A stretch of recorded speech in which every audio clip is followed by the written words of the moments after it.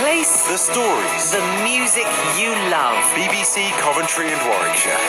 He loves teasing me, that one. Little minx. Keep letting me know this morning when it comes to a good book. Are you on my side? Would you prefer picking up a bit of romance? Or are you with the masses this morning? This research out today to say crime fiction is the number one genre when it comes to British reading. What is good about reading about murder and doom and gloom? I mean, when you could have love and romance and gorgeousness and balloons and kisses and hugs. So do let me know where you stand when it comes to reading books. I'm not a great book reader, but if I was going to read a book, it'd be romance all the way. 0800 75 65 200. That's our new free phone number. Good to see some of you calling in right now. You can call in from landlines and mobiles, and it's free all day long. Now, as Alec mentioned there in the news, oh yes, we are going all royal, well, historically royal. A DJ from the Midlands is preparing to go on a nationwide tour with a twist. Yeah, Daniel Williams is so fascinated by the history of King Charles I. He's decided to dress up as the monarch and will travel the UK in a bid to teach others about his story. So let's find out a bit more, shall we? Good morning, Daniel. Good morning to you. You are of sound mind, yes? I certainly hope so, yes.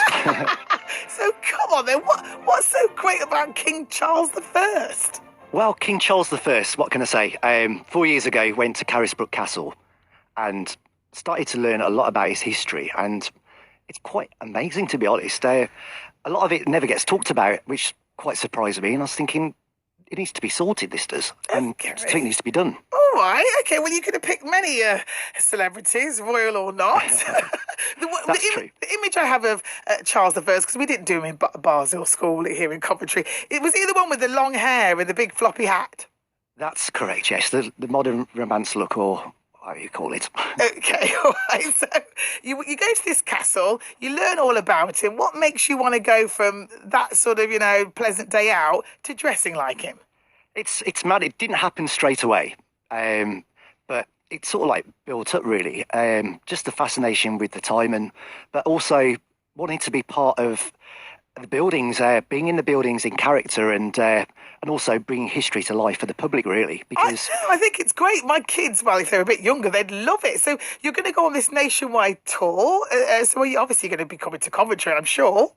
That's correct, yes. But saying that, though, Charles was actually not allowed into Coventry. He actually had the gate shut on him. Oh, why was that? This was at the start of the English Civil War. And basically, Coventry, from what I can gather, sided with Parliament at the time. And so Charles ended up going to Stoneleigh Abbey, which is actually featured in Ben Godfrey's fantastic interview. Okay. Oh, right, because it's on Midlands Today a bit later on. Are you on the telly later on? That's right, yes. Great. All in your regal regalia? Certainly am, yes. Tights and all? Not tights, but yes, definitely King Charles I look anyway. Okay. So how long will this tour take you, Daniel?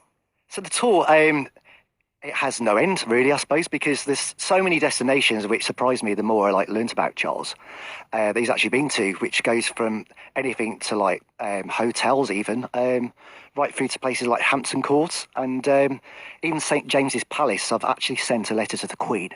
No. Yeah. Oh my gosh, did you get a reply?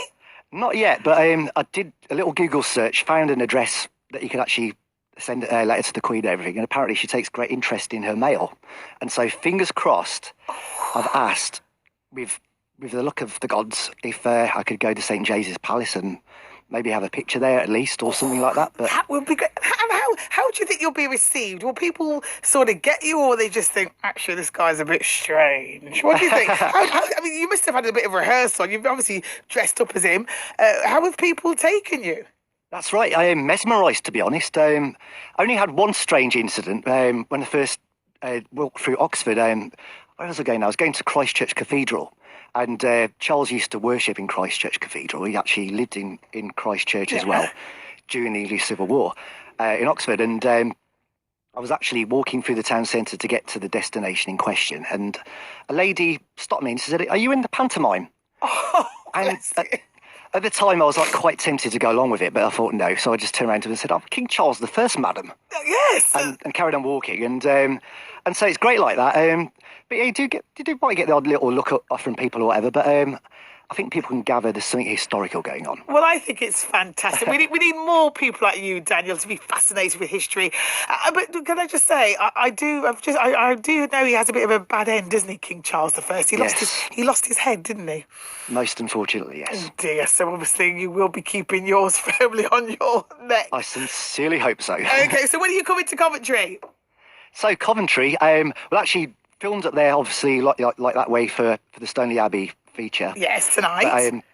But also, yes, I do want to come back to Coventry, and so I'll be looking at some destinations around there and do a bit of networking. Wonderful. Well, please come to BBC Coventry and Warwickshire. I'm looking forward to seeing you in your regalia. It's a wonderful story. Thank you very much, Daniel. Thank you very much indeed. Daniel Williams. You'll see his story on Midlands Tonight at 6:30 here on BBC One. It's 20 minutes to 9. We'll find out from Vic what she's up to in just a moment. But let's speak to Veronica. Morning. Morning, Trish. How are you? I'm fine, love, thank you.